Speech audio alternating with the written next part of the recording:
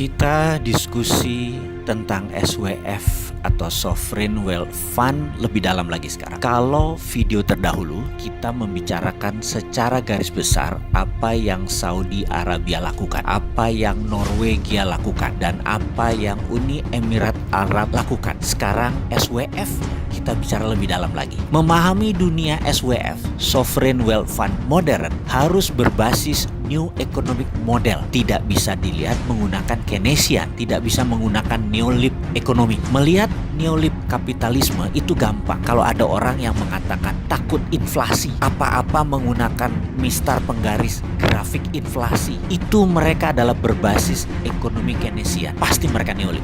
New Economic Model bisa nggak ada inflasi walau duitnya dicetak dari tin air, dari angin. Contoh sederhana, kalau kita cetak uang 100.000 dari angin, lalu kita kasih ke mbok-mbok di pasar, uang tersebut dia beli 10 kilo jagung misalnya. Lalu jagung tadi dia buat perkedel jagung yang dia goreng, lalu dia jual, dia dapat 100 buah perkedel jagung dan dijual masing-masing satuannya adalah Rp2.000.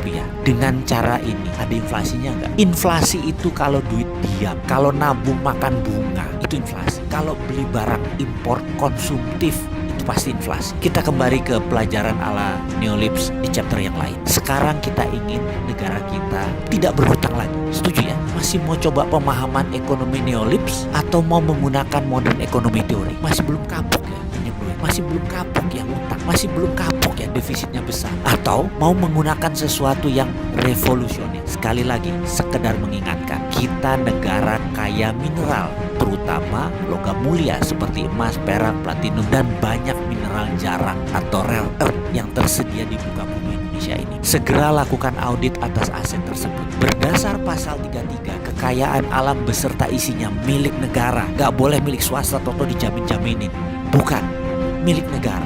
Setelah diaudit, maka kita akan mendapatkan jumlah deposit. Sekali lagi, jangan pikirkan bagaimana sulitnya nanti nambang, bagaimana di mana areanya, ada yang open pit atau bagaimana nanti teknologinya, refinery smelternya mahal. Itu urusan swasta, itu urusan partikelir. Nanti kita nih negara, kita di atas swasta. Jangan pikirkan dulu mengenai teknologi, cara tambang dan lain sebagainya. Dalam SWF, Sovereign Wealth Fund, di dalam New Economic Model, mineral tadi tidak akan pernah ditambang. Ingat, tidak akan pernah diproduksi karena bukan untuk kebutuhan tambang yang seketika. Bukan, kita tidak memerlukan materialnya. Nanti sovereign artinya kedaulatan. Maka kita bicara siapa yang punya logam mulia, mereka berdaulat. Ingat itu kata-katanya. Yang punya logam mulia mereka berdaulat. Jauh di atas dolar, jauh di atas yuan. Kita hitung misalnya cadangan emas Indonesia, katakanlah setelah kita audit ternyata ada 100.000 ton. Angkanya sekitar itu memang. Dan itu ada di perut bumi Indonesia. Maka 100.000 ton tadi kita terbitkan surat berharga. Dan inilah harta Indonesia. Tidak ada satupun negara yang menolak bahwa itu adalah hartanya Indonesia. Nilainya bisa bilion-bilion dolar. Jauh di atas kekayaan Amerika, jauh di atas kekayaan Cina. Lalu katakanlah yang 20% senilai 20 ton kita mau jual sekarang. Siapa yang mau beli? Yang mau beli adalah negara yang miskin sumber daya alamnya. Katakanlah India. Mereka katakanlah mau membeli 1% atau 1.000 ton. Ya bayar sekitar 40 bilion dolar atau sekitar 600 triliun rupiah. Atau Papua Nugini mau membeli 0,2%, perlu 200 ton emas, ya bayar 100 triliun rupiah. Dengan surat berharga tadi, mereka bisa memprint mata uang negara mereka sendiri. Mau 10 kali lipat, 100 kali lipat, ya monggo. Sekedar mengingatkan, 78,5 ton deposit Bank Indonesia yang saat ini kita miliki nilainya 50 triliun. Money create kita adalah 5.000 triliun, alias kita mencetak 100 kali dari jaminan emas kita. Hal itu biasa saja dan itu lumrah. Sampai kapanpun sesungguhnya cadangan emas tadi tidak perlu ditambang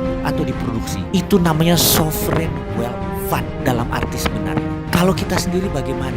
Kita mau nanya, berapa yang mau di-print? Berapa yang mau dipakai? Semua tergantung proyek berlapis 12 minimum. Lapis 12 itu seperti begini sederhananya. Kita punya 30 warteg. Kita mau buat warteg tersebut menjadi 100. Untuk menyuplai warteg tersebut kita perlu supplier ayam, perlu telur, perlu beras, jaringan distribusi, pupuk. Semuanya ikut dibangun. Sampai sawah, padi, pupuk, semua tanaman, pestisida, pabrik drone untuk nyiram pupuk cair tadi, semua dibangun sekaligus berlapis 12 tadi. Jadi jalan tol yang saat ini dibangun harus 100% produk lokal. Kendaraan yang isi pun TKDN-nya, lokal kontennya harus di atas 80%. Kalau perlu pakai baterai listrik yang 100% buatan Indonesia, sehingga tidak impor BBM. Dan kendaraan itu pun mendistribusikan hasil pangan, pupuk yang semua buatan Indonesia. Kalau bangun jalan tol, besinya impor, isinya kendaraan asing bukan buatan Indonesia, pakai bensinnya impor, isinya pupuk impor, bangunnya pakai ngutang. Lah bingung kita ngurus kalau kayak gini nanti. Pakai SWF jauh lebih efisien, berdaulat pakai SWF itu, dan perlu nyali besar untuk berani berdaulat. Wahai pemimpin bangsa, beranilah.